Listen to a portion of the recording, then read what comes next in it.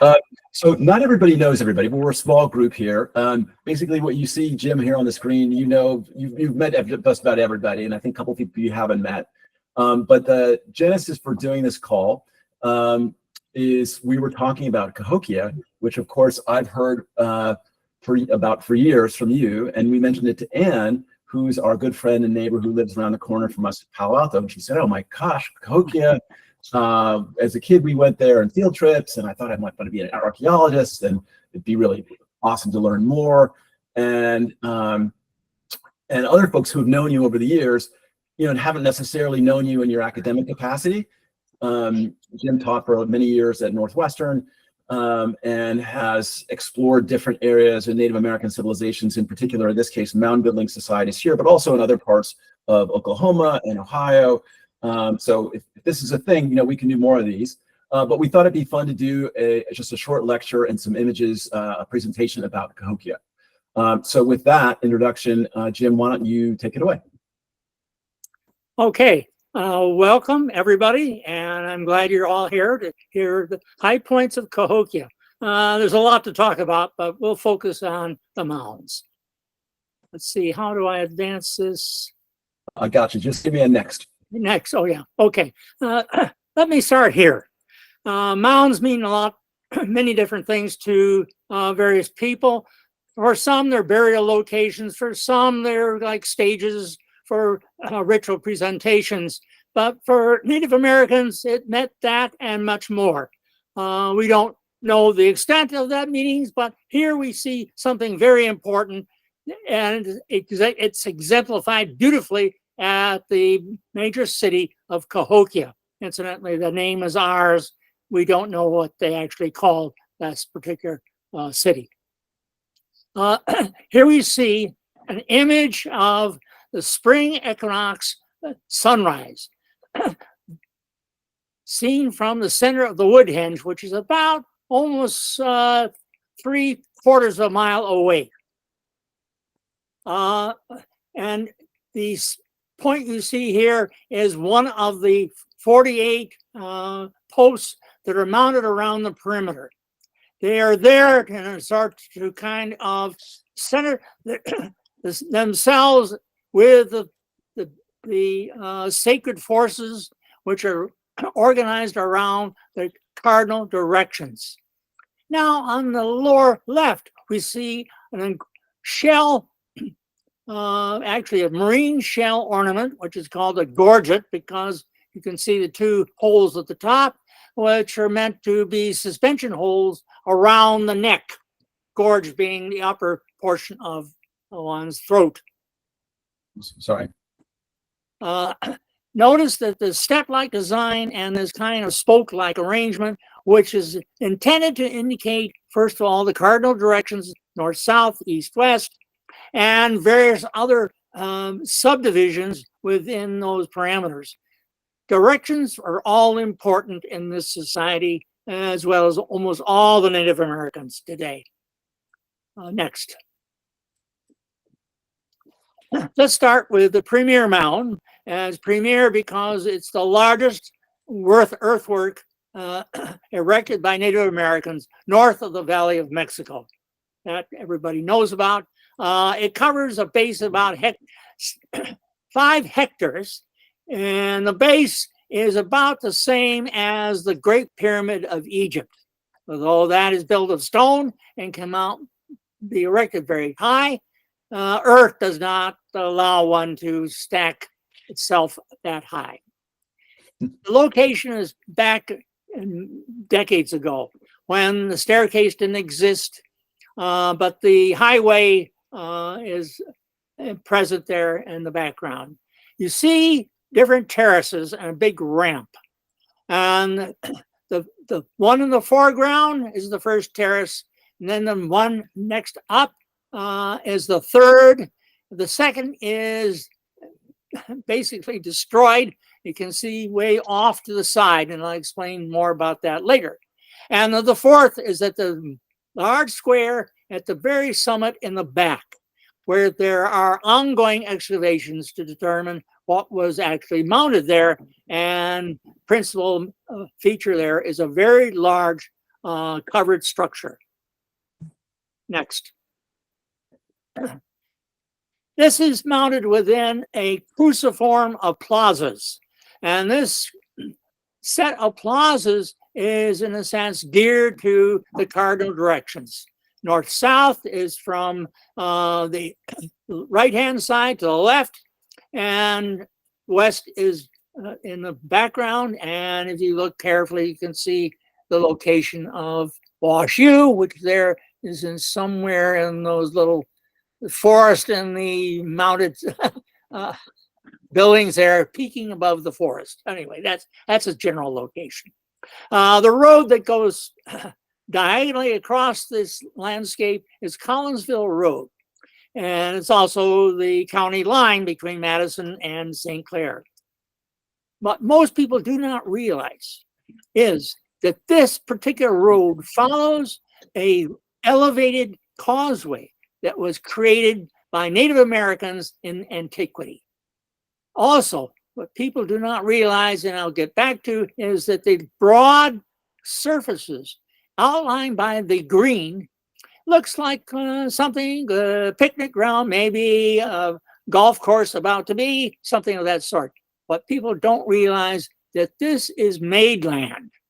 This is land as covered over a natural washboard landscape of ridges and swales oftentimes having water. Now you notice a lot of blue out here. Well, and there's back there in the Mississippi River. This is an area that is broad bottom, very fertile, where water is not, and the water itself is very productive because of the outstanding fish production there. Okay, so you see two things here. Organization within an environment which is extremely rich for those that knew how to work it. Either hunt, gather, or fish, or plant. Next. Here we can see this particular landscape stretches up and down the river. Next. This is an old photograph taken by Dash Reeves, kind of a World War I daring do pilot who actually took photographs because he was really interested in it. These are splendid documentations, and you see two particular landmarks. Monk's Mound, which is that big, large, 100-foot high mound, and a marker mound way in the distance called the Powell Mound. We'll have recourse to that. The Powell Mound sets the western limit of the grand site of Cahokia. There's another limit, Mound 1 and Mound 2, which is off-site and extending off to the lower left, or lower right, excuse me. Okay, that distance is about 2 and some miles, 2.3 or something like that. And it's much further than anybody can see. And the wood henge that I talked about is located somewhere near where the railroad crosses Collinsville Road, and just south of that light patch. That's where the wood henge is located. And if you go there, that has been reconstructed, putting cedar logs in the same holes that archaeologists have discovered. Unfortunately, the commercial venture in that square area has obliterated a piece of the wood henge. Also, notice that to the left of Monk's Mound is a large area. You see ghosts of platform mounds that have been plowed down, but there are two that remain and very conspicuous. The first is Fox Mound, a rectangular flat top mound, and the next one is Round Top, which is a circular peaked mound. And the two represent two different kinds of organizational features for Cahokia. We won't go into that, but anyway, next. A diagram of this layout mounted to the north, and you can see Monk's Mound is the large rectangular in black. Powell and Mound 1 and 2 indicate the west and east axis, and then rattlesnake and one of the mounds in Kuhneman indicate the north-south axis, and the plazas are indicated in color. Next. Cool. This is artist reconstruction. I can say this is the golf cart view of Cahokia, and definitely was not grassed.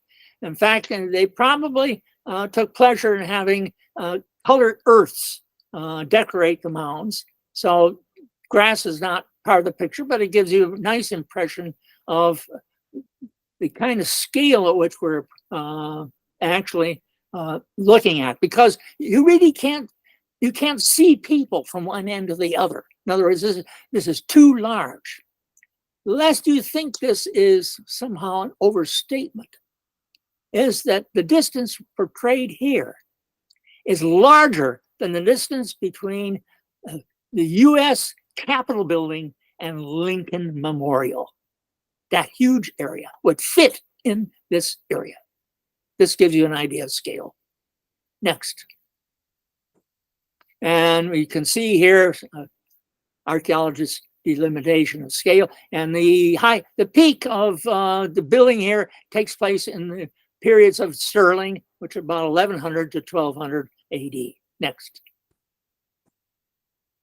And here's a nice oblique view, which I love to show because it indicates, although it seems to be level, plowing has degraded the mounds, but has also facilitated a kind of park-like landscape that people marvel at and think of picnic tables and baseball diamonds and football fields. But this was really intended to be a place where Native Americans celebrated festivals, and principally they celebrated the return of rain during the summer months. And large influxes of pilgrims came to Cahokia in order to participate in these rituals. And what they get out of it is that this rain also spreads to their fields in their locations. So this is an attempt, in a sense, sway the sacred forces to comply with the demands or needs of humans by massing large numbers of individuals and sort of dragging the spiritual forces into compliance. Interesting idea there. Okay, next.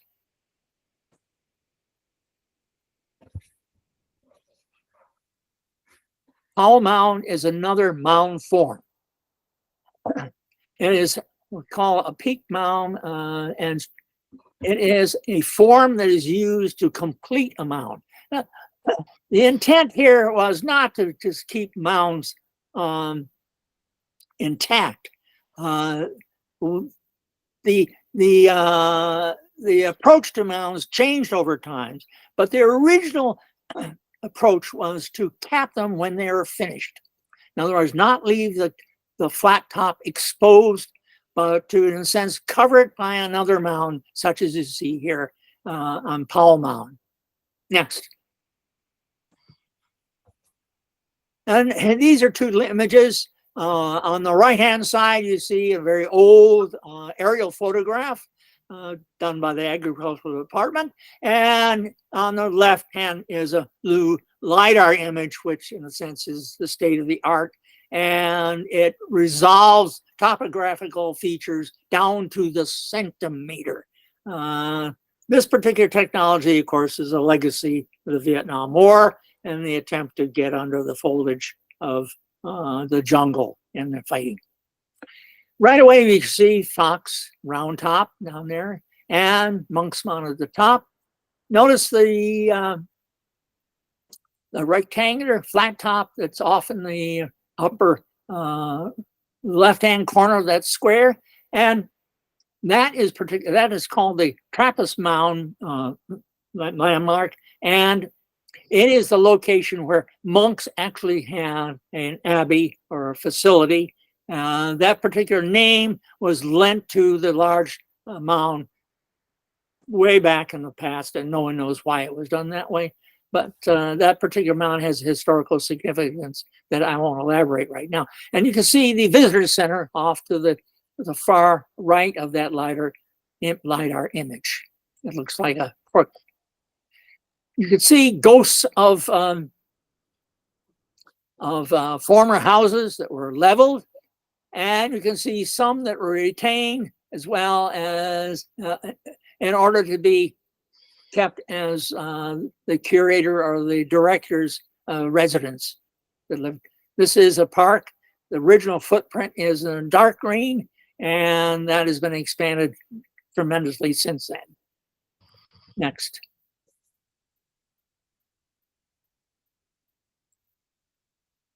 Mound 34 is very important because this is where I happen to have the privilege of excavating along with my colleague John Kelly. You can see its location.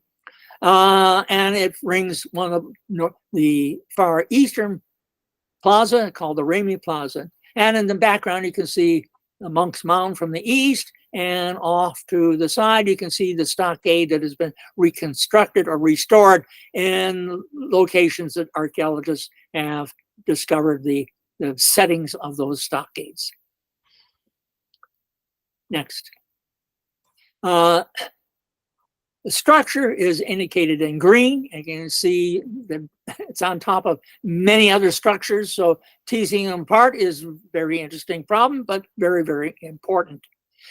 Off to the lower left, you can see there's between the dark line and the green line, there's an area which is very important because that documents in a slide what we're after. The red is the fireplace that was used to, in a sense, melt and then anneal the native copper that was being hammered there in the structure. Next. Yeah, you can see yours truly there working on one side of that that witness column and with two other students. Next. And this is what it looks like. On the right-hand side, you see what the copper looks like embedded in earth. One would say, how do you see it? Well, it's very easy because once the trowel strikes it, it emits a kind of an LED light that's very, very bright for a nanosecond. So it indicates that oxygen has actually hit the native copper and it emits this particular spark. Here you see the size of the shapes. Some are large, some are small. None of these amount to anything because they cannot be melded together to form any particular artifact. So if one fabricator wanted to create something out of one of the larger ones, that creator would have to be content with the size of an object contained within that mass. Next. And as I indicated 2 slides ago, this is the other side. And the green dots show where we picked up these LED lights that indicates specks of native copper amongst a lot of oxides. And there's 3 handstones that indicate the tools that are used to fabricate probably jewelry for the ceremonies. Next. What led us there was something quite different, and these were objects which evoke a very, very special connection with the large Southeast. Here we see a piece of engraved shell that was recovered from Mound 34 in the upper levels, which are destroyed, and you can see how it fits into a larger shell cup. With on the there's a reconstruction and then another cup of the same particular type of design on the far left. On the right, you see the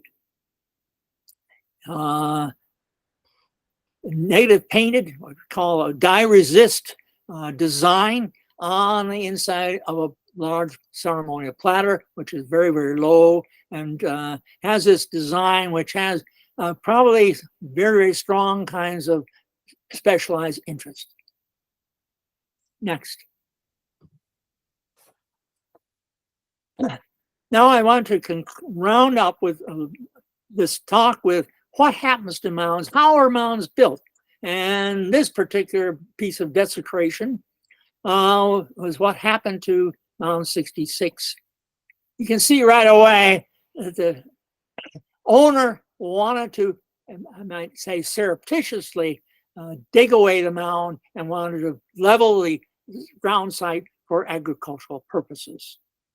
I say surreptitiously because this is the backside, so people going up and down Collinsville Road would not see what was going on behind. Naturally, scholars and scientists and the State Museum were outraged by this declaration. But you can see what we have here is something akin to a kind of construction like a nested set of Russian dolls, one inside of the other. So when you look at a flat top mound, it's likely that it contains 1, 2, 3, and sometimes 4 smaller mounds within it, a whole history of flat top mound construction. Next.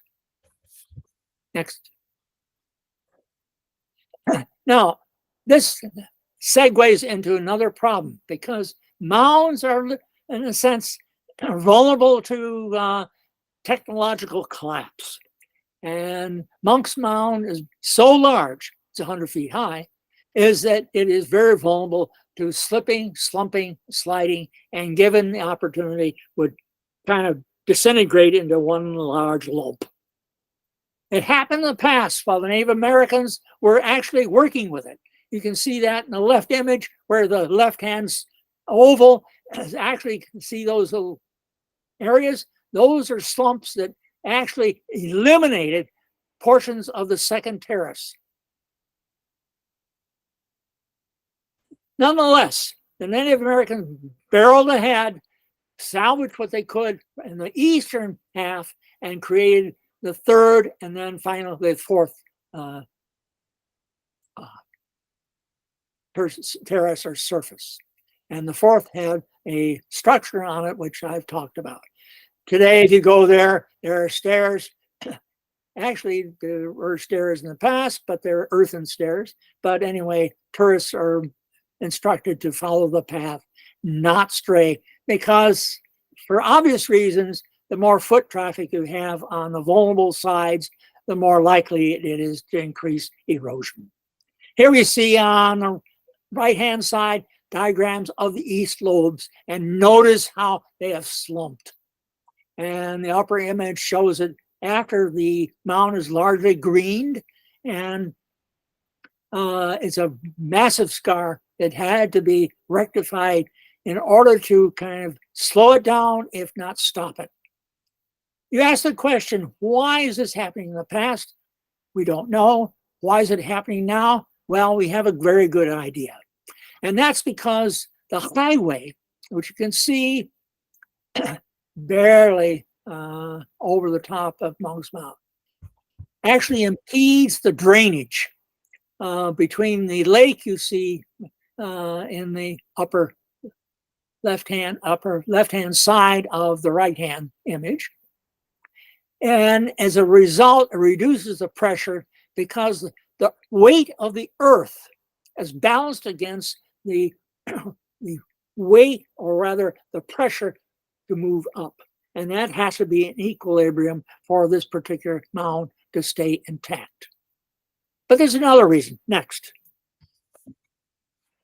And that's detailed in this particular image, which shows the attempt to excavate by cleaning the bench faces and the steps. In other words, they're deliberately stepping in order to create a kind of back pressure onto the mound. Notice that the lowest bench, the whiteness of the soil, and then it's followed by black, and then it's sort of grayish above it. Well, that's not an accident. That is a feature. What the Native Americans did was create a mound which was not made of random dirt, but was made of dirt of certain colors. White, black, up and up onto the top. In the southeast, They don't use black, alternating white. They use the natural lateritic red soils. So it's red and white, red and white. But nonetheless, the principle is the same. They are mimicking the tiered of the universe. In other words, as you go up, you have these as tiers, and the posts that's somehow erected also represent this particular tiering by have bands of color going from the bottom to the top. Next. And this shows the scale after work has been done, and now it's time to backfill. Notice the scale that we're dealing. Next. There's a site here. What is located and as a state park now is in pink. Notice the pale pink background. And with Monks Mountain in the center, Collinsville Road running diagonal from east to west. The pink line, however, indicates the area of the UNESCO World Heritage boundary. And notice how the boundary is far greater. That's because there are mounds and occupation well outside the pink area, which, if the possibility ever arises, it will be acquired. However, the population is known to resist that idea. However, there's some hope here, because when blocks, house sites become available in that area called Monks Mountain, you see there's house sites, there's basically, you see little dots that are houses. Well, very frequently they come up for sale because of tax defaults. When that is noticed, individuals go to the county seat and bid on them for cents on the dollar. And over time, many of these lots have now become in the purview of the state park, because the buyers donate the plots to the state park. So it's actually incremented in little parcels as time permits and opportunity. Next. Not to downplay this environment, St. Cahokia is surrounded by former mound sites that had numerous mounds. Principal among them is St. Louis Mound, which was located in downtown St. Louis. And during the 1860s, despite strong opposition, but ineffective, those mounds are carted away. No bulldozers then. It was done by hand and shovel. But there are photographs showing each and every mound being scraped and hauled away. Next. And to indicate the setting that made this possible, the kind of environment that it made it possible, we see a sun-setting scene, which the Mississippi is seen as that ribbon in the background, and then the backwater lakes shown in shimmering blue, which indicate the resource-rich wetlands that the Native Americans relied upon. We know that because archaeologists have studied the animal bones, including all the little fish bones that have been recovered archaeologically, and they testified that even though deer were highly valued, most Cahokians got most of their protein calories from fish. Fish, fish, fish. Okay, that's it. Thank you very much. I've had a number of questions. I'll now have an opportunity to field them if I could have them again. Sure, and why don't you go ahead? And well, yes, I asked, so with all the seashells you found there, it seems like they were trading with the people that were on the seacoast, and what were they sending as trade for those shells? Well, those are outstanding questions that have puzzled archaeologists for a long time. Okay. So individuals sometimes think they don't trade, they actually go there to acquire it. It's even made even more puzzling by the fact that these shells do not exist in the Delta. It's too brackish water. It has to come from Florida or the Texas coast. And these shells don't have the kind of spaky outside that you find on the Texas coast. So the location for these shells, because these are the left-handed whelks, which are not the common whelk, are found from Pensacola all the way down to Tampa, that area. And the thick ones are found on the coast, but the nice, beautiful, thin shelled ones are found in the large lakes, Tampa Lake, so on and so forth. These are the protected waters that create these beautiful shells. The beads are made from the thick-walled shells, and those can be acquired through scavenging the beach. But for most part, what was preferred were fresh shells, which involved actually diving for the shell, acquiring it, getting rid of the animal inside. You say, why the whelk? Well, there's an interesting story here, because when you suspend a whelk, you have an opening, which is, when you face east, then creates a kind of circulation pattern which mimics the teepee. And the Native Americans saw that as a kind of divine connection. And so that is why that particular kind of whelk, not the more common right-handed whelk, but the left-handed whelk. So it's a complex but very important question. And Cahokians are not the only ones involved in this. I mean, those whelk shells are all over. So trade is possible, but I think it is acquired in many different ways. Anyway, that's my approach, but it's a burning question. Next. Jim, I have one more question. Could I ask it? Oh, yeah, sure. Shoot. Okay, this might be complicated, but I took a class in university where we studied Cahokia and the Mississippian culture that they are part of. And it was all about how the arrival of corn agriculture was really what drove the growth of this population. I mean, this was in the 80s. So I was wondering if, I know this was a big city, right? Like thousands or hundreds of thousands of people. And is that still the theory that the advent of corn agriculture coming from Mexico was what drove the growth of this city? It's a complicated story, but let me give you the highlights. First of all, the city was an ongoing affair before corn was very important. What gave corn a real boost was that it anchored people to certain localities, because one of the features of growing corn is you have to protect the growing crop. This is very important because the deer and coons see this as a prime resource. You won't have any corn if you turn your back. So you can see how people manage their work schedule, and adopting a particularly important crop are two parts of the same problem.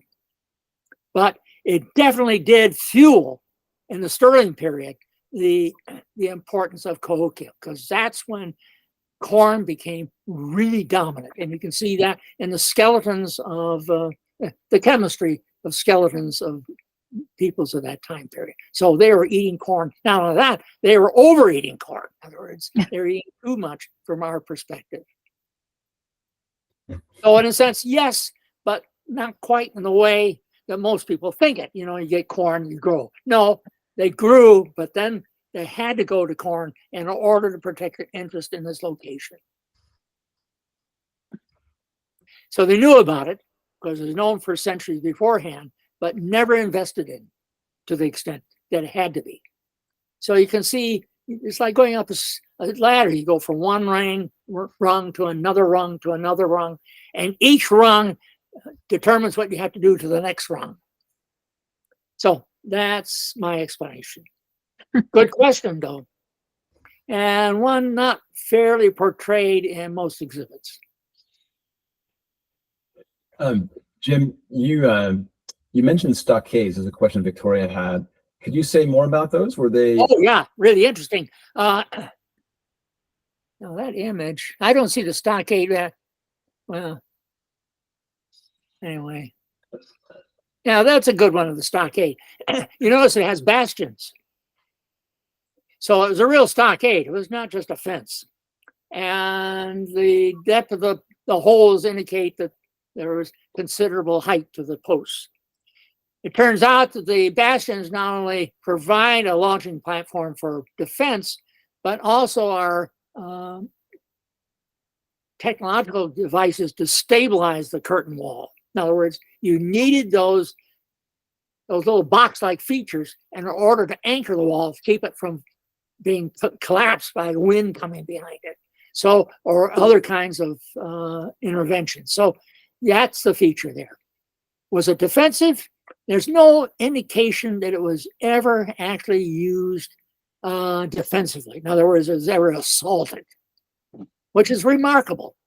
So this particular facility, you might call it, took more effort than building all the mounds at the site. This was not a cheap affair. It was not a casual thing. This was serious work because the posts had to be acquired from a mile away, dressed, hauled, and put in the ground. So that has been, the workload has been, in a sense, calculated nicely. So you ask, what the devil were they defending? What they were defending was the sacred inside, Monk's Mound and the features inside. That was so important to them that they're willing to then go to the limit to protect it, even though it was never seriously under assault. It was during a time in which there were kind of assaults elsewhere. So you see palisades elsewhere at other sites. But Cahokia seems to have endured. But the people that worked here were darn sure that it would not fall. It would not be a Rome destroyed by the Visigoths, to use that analogy. It would not fall because it was conceived as the center of the earth, and it was the base of a pillar that reached to the heavens and a privileged location. So Jim, it wasn't a stockade in the sense of people that did something wrong. It wasn't like a prison stockade. It was more a defensive stockade. Defensive, yes. Okay. And it's one of three. In other words, the first one rotted. It was replaced by a second. That rotted, and it was replaced by a third. So it was a serious, very serious adventure. Shelley, you had a question, and then Ann had the question, what happened to the civilization? So maybe let's come back to that. What happened? Did they dwindle? Shelley, do you want to go ahead with your question?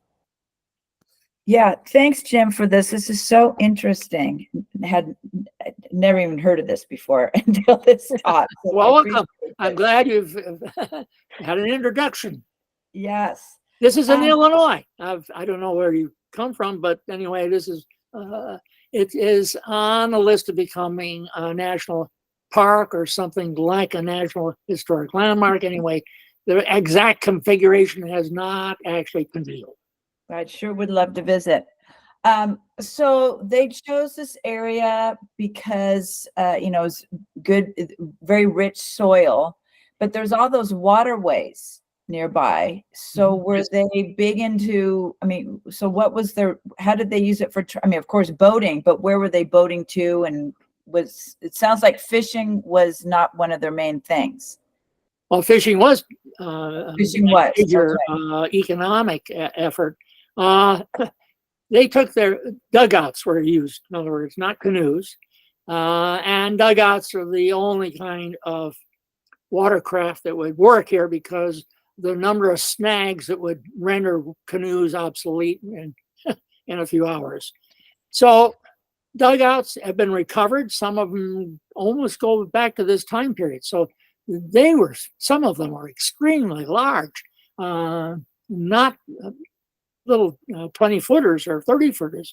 They were 60, 70 feet. There are some big ones that have come to light. Okay, so the boat craft is a well-honed craft among these people, probably dating back centuries, maybe a millennia. We don't know.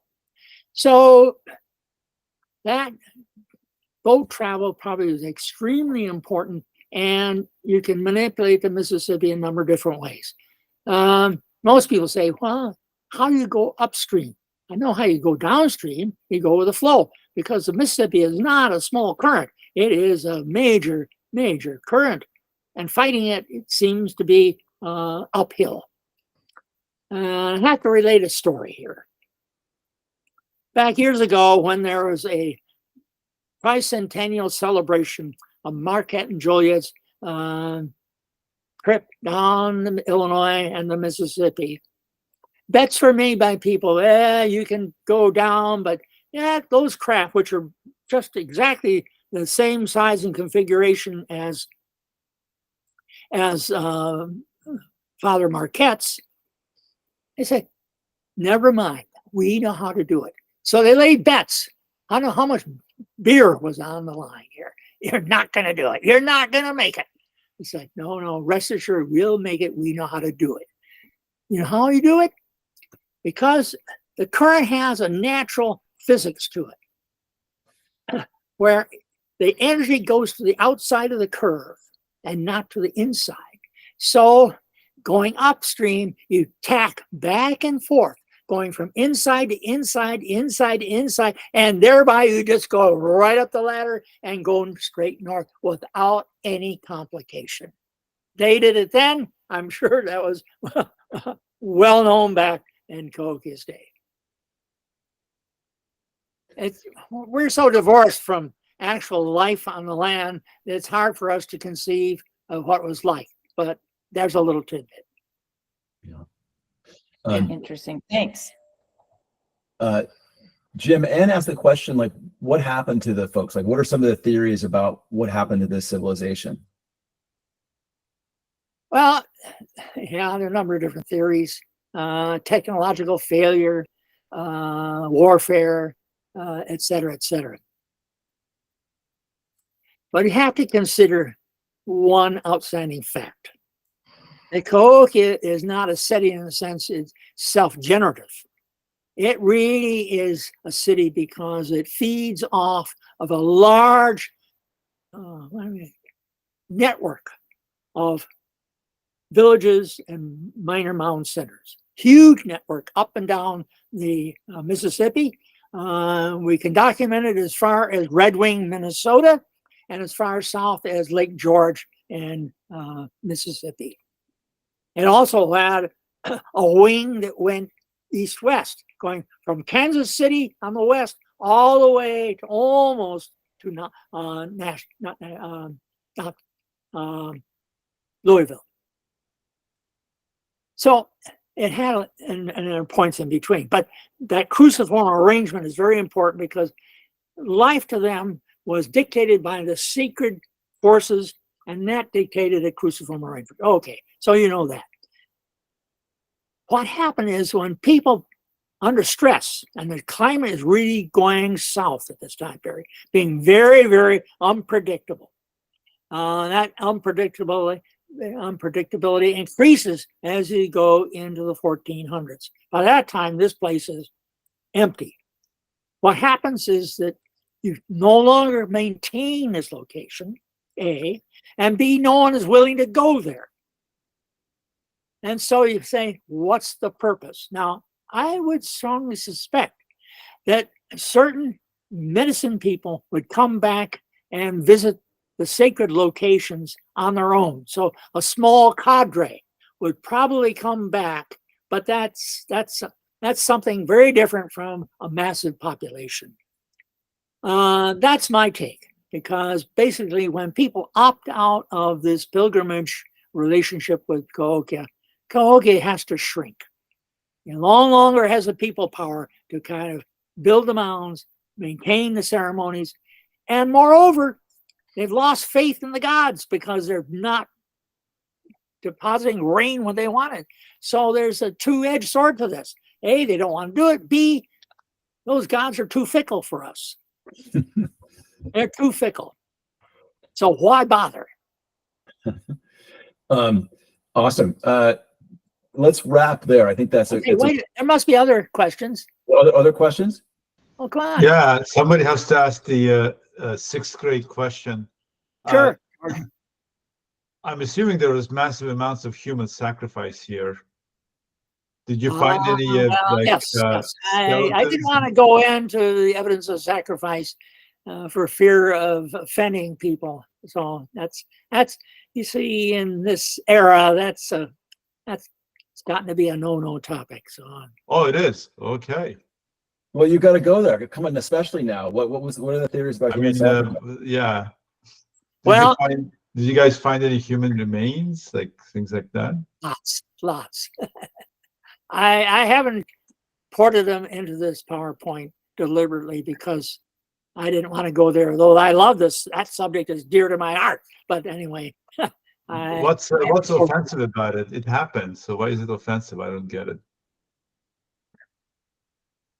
Well, in many areas of the world, this is not a really burning topic at all. But for Native Americans and people who, in a sense, want to be like them, it is a burning question because it stands at kind of in place. It stands in place of the repression of Native Americans and what we've done to them historically. So I can understand that, but nonetheless, it's a fact of life. And we have excavated skeletons, which now is taboo, I might add, unfortunately. Totally taboo, even though there's lots of information resident in the teeth and bones of the deceased.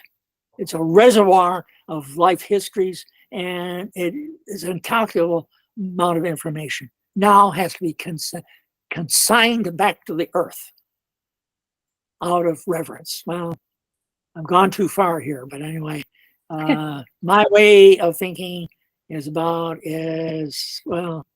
close to obsolete. It's not a trivial matter in this country. It is not. So this is not really studied or talked about. Well, I can talk about it, but okay. It's kind of interesting. So it sounds like a bit of I don't know what the right phrase is. No red tape here because people get sued over this. Got it. Yeah, I come from a culture where we're known as the barbarians, the Turks, and we wear this pride. So it's never been an issue. But well, yes, it's an issue if you're a Greek, but not if you're a Turk. Yeah, that's right. That's right. Yeah. But in the Near East, people excavate graves and study them scientifically. I mean, this is not taboo. Christians and Muslims and other people have no problem with this as long as they're in the past. Here, there is a big problem. Interesting. It is a big problem. We're going to have to talk about that over the beer. You go south of the border, it's not a problem. Huh. Oh, in Mexico and then so in the United States, you guys don't talk about the fact that Native Americans did these rituals for whatever reason. Like you feel guilty, I guess. Yeah. Well, it's that's guilt. Fascinating. Interesting. Yeah, you have to kind of. Well, anyway, we can go into that in great detail. It's a veil of tears. Like you said, in South America, I mean, like when we were there in Guatemala or whatever, it's like they built the mounds, and sure. Oh yeah. And even the people there are probably descendants. Yeah. There are more descendants of Mayans living today than lived back in the heyday of those mounds and temples. Wow. You realize that? These are Mayan-speaking people. And they can be taught to read the glyphs. I've seen it where they sight read a big panel. No, these are not disconnected, and they love it. Or at least some people do, some of them. Yeah. But the attitudes here are very, we have exploited the Native Americans. No way about that. We've taken over their land, etc. Well, I can understand their grief. They're brief, but anyway, it's a big issue. So we dare not find a burial while digging, period. Got it. We dare not. In fact, we even hint at it. We pretend we haven't seen it, we can hear it, or nothing. It's very serious matter. Julie or Some Kathy, places there's laws against it. Anyway, another question. There's got to be questions, huh? How about the workshop, the copper workshop? How about the attempt to kind of keep the mounds from tumbling down? Now, in this image, notice that there's a kind of like an apron stretching out in front of the mound. Looking this way, notice that? Mhm. That's a slump with a big gouge on top. So the things that they It's made in the recent. copper workshop, Jim, were what sorts of things were made in copper? Well, we can only guess. But the workshop that we uncovered made small kind of, I would call it jewelry, maybe ear ornaments, maybe headdress ornaments. In other words, regalia, gear for sacred dress. It was designed then to be used in the mound that was to be erected, because this is all done before the mound was erected, because the mound was erected on top of these workshops. Oh, interesting. And that is deliberate. That is deliberate. In fact, almost nothing is done here that is not, in a sense, deliberate, if not planned. What was the hierarchy like at Cahokia? I mean, so the priests were probably at the highest level. Is that Well, correct? there was probably a chief. Uh-huh. And certainly during the, maybe not Sterling, but in the subsequent periods, I would strongly argue that there's an upper class. And these are individuals that commanded the labor of those that were not chiefly. But they also had a stranglehold and a monopoly on all the ritual sacred objects and the gear and the songs and the texts that go with them, because that's a very important feature. So you not only had to dress properly, but you also had to sing properly, and you had to have the proper text, no mistakes allowed, lest the deities become offended. You don't want to offend a deity, because then you are subject to kind of the quirks of fate. So if something happened untoward to you, we would say by accidentally, most Native Americans would see that as payback by the deities for something you'd done or hadn't done properly.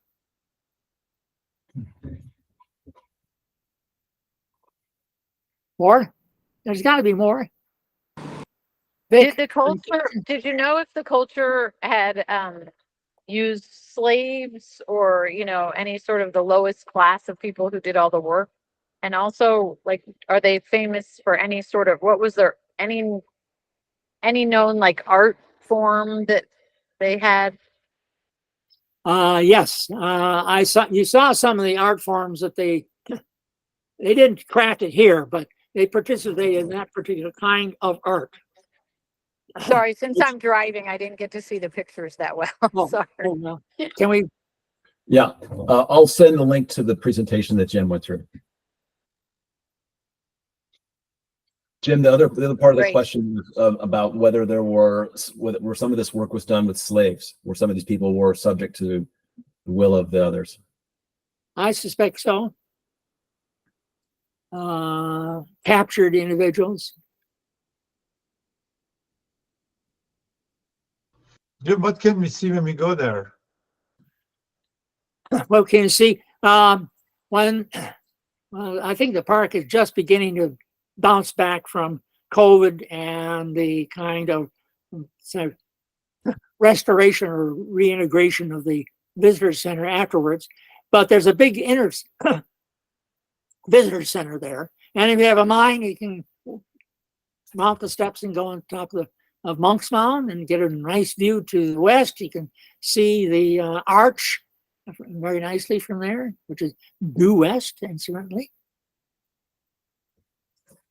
There's also a ceremony on the vernal equinox. You have to be there very early, and you witness the rise of the sun between that post and the side of Monk's Mound.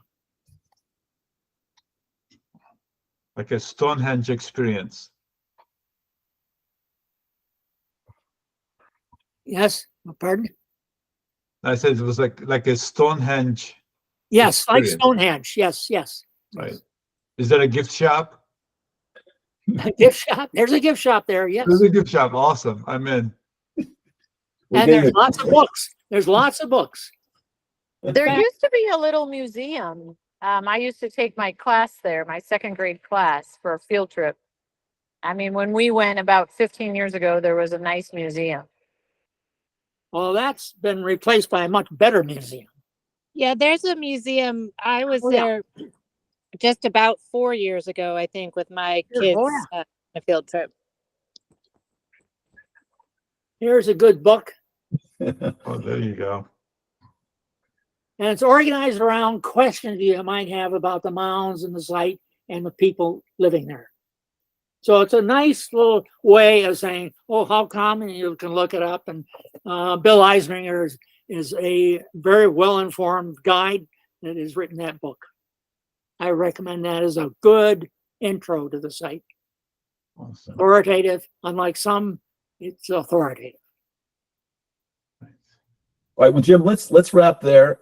Thank you so much for making the time to put this together and for the lecture, and thank you guys for making the time to join us. And I'll circulate the link to. I'll post it on YouTube, and if you want to share it with whomever you'd like, you can do that. Awesome. Thank you Thanks a so lot, much. Jim. This was great. Thank you. Thanks, Bye-bye. Jim and Thank Jim. you. Thank you so much. Yeah. Bye. Hi.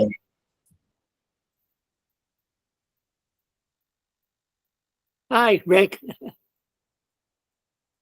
Oh, you're from your bedroom, huh? Well, you can see the mist behind me, so that's Ruth's.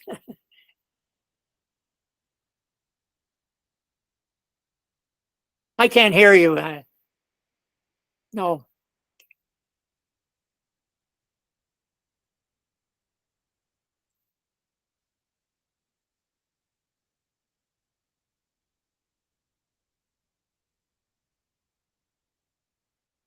Can you hear me now, Jim?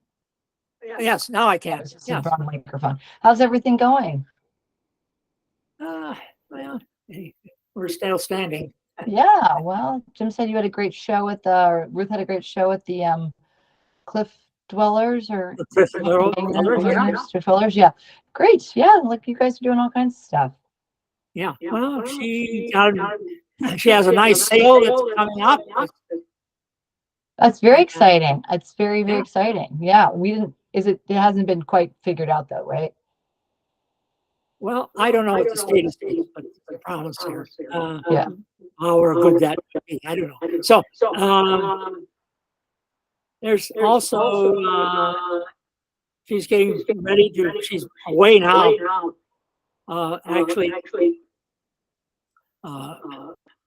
working on a new piece, which she's very excited about. Okay. And she has new earphone from Costco. It's thrilled Yeah, her. that's what Jim said. That's awesome. That's so Yes. great. Yes, Yeah, they actually work for her, and the That's people amazing. she bought them from knew what they were doing, and no problem. Yay, that's amazing. I love What she that. needs to do is get the mold of her ears so they're seated properly. Okay. And because each ear has a different opening, he has to have it. Actually, Got it. Okay. Well, great. Well, thanks for doing this with us today, Jim. This was really fun. yeah. Okay. All right. Well, we'll see you soon. I have many okay? more, but anyway, it's enough. I know. Oh, so much. You could talk for hours. I know. I know. But good job getting it down to an hour. Okay. Yeah. All right. Take care, Jim. Okay. You Bye. too. Bye. Take care.